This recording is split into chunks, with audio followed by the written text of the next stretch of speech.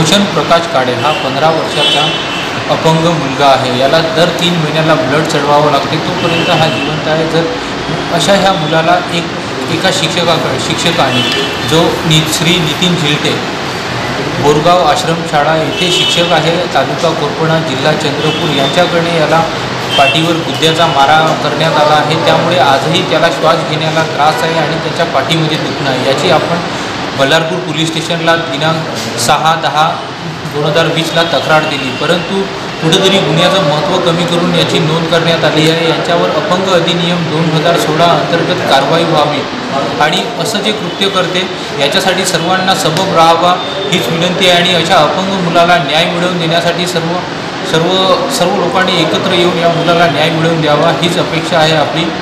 आणि यासाठी प्रशासनावर आपण SP साहेबांना पण निवेदन दिले आहे, PI साहेबांना पण निवेदन दिले आहे की इथं तुम्ही विशेष लक्ष द्या आणि एका अपंग मुलासाठी न्याय मिळवून द्यावा आणि त्यांच्यावर अपंग अधिनियमाअंतर्गतच कारवाई व्हावी आणि एक अपंगासाठी एक चांगलं उदाहरण निर्माण व्हावं।